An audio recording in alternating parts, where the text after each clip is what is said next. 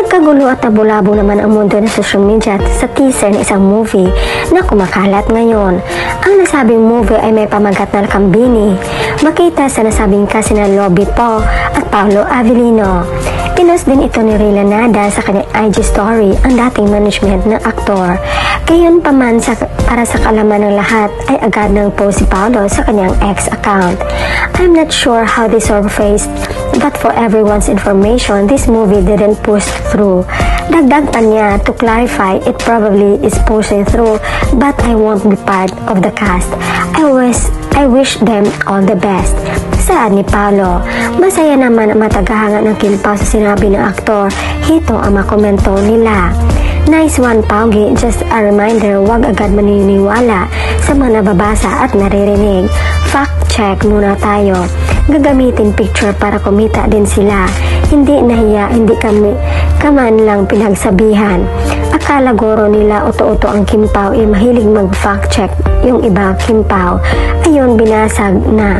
Kakahiya talaga, ganyan, wala abeso sa iyo, Pao.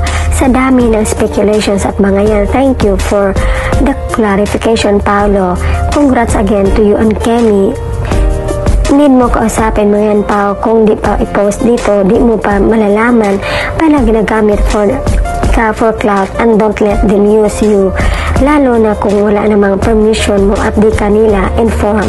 Naku, Pao, kailangan mo talaga kausapin yung dati mong handler. Siya may kagawan yan, di man lang naglagay ng disclaimer. Si Uncle, nagamit ka pa for clout, sila din may kagawan ng mga kung ano-anong fake news for sure. Bakit nila ginagamit yung clips na kasama si Paolo? My God, for the clout na ba sila? Napaka-misleading naman. Thanks for clarification. Looking forward sa upcoming serye soon. O ayan, tinuldo ka ni Pao. O dami kasi producer at director dito sa X. Yes, great decision. Kudos sa'yo. Nalungkot pa ako kanina nung mabasa ko, pero mas pinili kong manahimik. Pero dahil nag-post ka, ang saya ng puso ko. Ay salamat, hindi nakasali si Pao. Ayoko maghiwalay sila ni Kemi. Wag na lang sana sila i-partner sa iba kasi proven naman na kumikita ang movie nila at teleserye. Malakas ang Kimpaw sa madlang people, isa na ako doon. Mahirap yan, buti na lang nilinaw ni Pao na di siya kasama sa cast ng movie.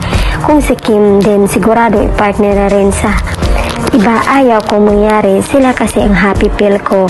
Pag iba na ang partner, baka nasadlang at mabuti naman na klaro na ni Pao. Baka ayaw talaga kasi na-handler daw ni Janine ang isa sa mga manage ng movie na yan.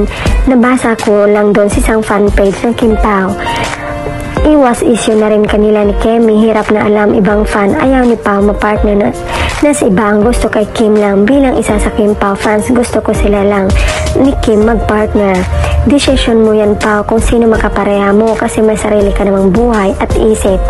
Pero kahit ganun, huwag kayo maghiwalay ni Kemi kung anong meron kayo. Aminado kung sino man makapareha mo sa trabaho. Marami nang mabago. Pero sana trabaho lang, Pao, at kapag ganun ay may oras pa rin kayo ni Kemi sa isa't isa. Di maiwasan kasi ang silosan, tampo kung ibang ipapartner. Basta sa akin, Kimpaw ako, mahal ko silang dalawa. Nag-reply na si Paolo Avellino. Nagtaka rin siya kung paano ito lumabas, hindi naman pala natuloy. Saludo ako sa iyo at ni Paolo Avellino sa bilis mong clarify ng mga maling balita o fake news. Salamat sa paglinaw, Pao. We truly appreciate.